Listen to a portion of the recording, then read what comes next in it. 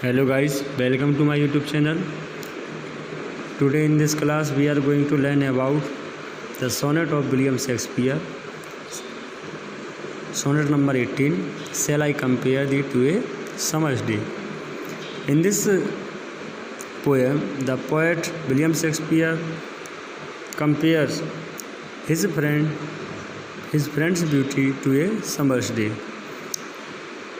He says कि if he should compare the beauty of his friends to a summer's day,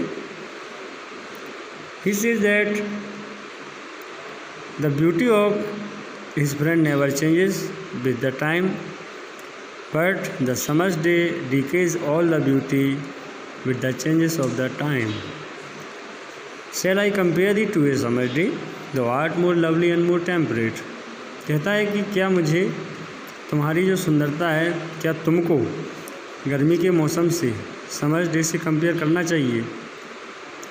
दो art more lovely and more temperate, कहता है कि तुम बहुत उससे भी ज़्यादा लवली हो, ज़्यादा टेम्परेट हो.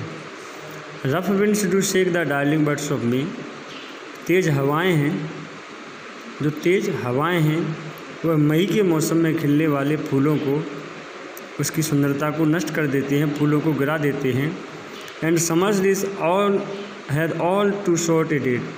और जो समर है, समर सीज़न है, उसकी भी जो ब्यूटी है वो थोड़े से समय के लिए होती है, कुछ समय बाद वो भी ख़त्म हो जाती है. Some time too hot the eye of heaven shine.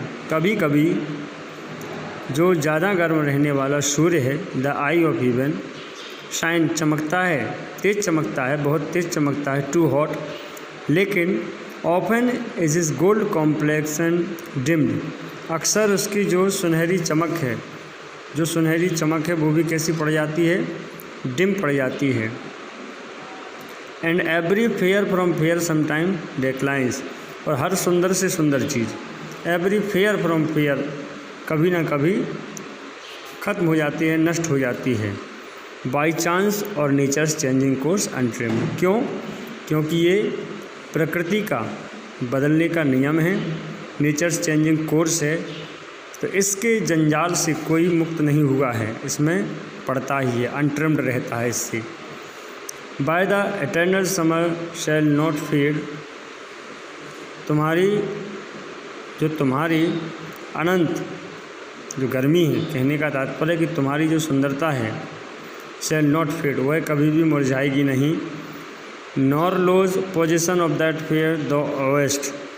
और ना ही जो तुम्हारा अधिकार है, तुम्हारे पास जो कुछ भी है, तुम जिस चीज़ के अधिकारिक हो, पोजिशन है उस ब्यूटी के, उस फेयरनेस के, जो तुम्हारे पास है वह कभी भी लूज नहीं होगी, कभी भी ख़त्म नहीं होगा. Nor shall death brag, there should be drag, खींचना. Nor shall death drag thou wanderest in his shade. और जो मृत्यु है कभी भी उसको अपनी छाया में नहीं खींच पाएगी. इट मीन्स कि जो मृत्यु है उससे बचकर रहेगा, उसकी सुंदरता मृत्यु के साथ ख़त्म नहीं होगी. जब in eternal lines to time thou growest, जब अनंत पंक्तियों में तुम बड़े होगे. कहने का मतलब है कि जो विलियम शेक्सपियर है वो कहता है कि वह अपने मित्र की सुंदरता को इन कविताओं के माध्यम से प्रस्तुत करेगा, तो उसकी जो सुंदरता है कभी भी ख़त्म नहीं होगी. So long as men can breathe or eyes can see, so long live this and this gives life to thee. जितने समय तक आदमी सांस लेता रहेगा, कहने का तात्पर्य जब तक आदमी जिएगा, देखेगा, उसकी आंखें जब तक देखेंगी, जब तक वह सांस लेगा, उतने समय तक ये जो पंक्तियां हैं उसके मित्र को जीवन प्रदान करती रहेंगी. क्योंकि कवि की इन पंक्तियों को जब भी व्यक्ति पढ़ेंगे, तब उसके मित्र की उस सुंदरता अमरता के लिए बनी रहेंगी. So we can see that in this poem the poet William Shakespeare praises the beauty of his friend.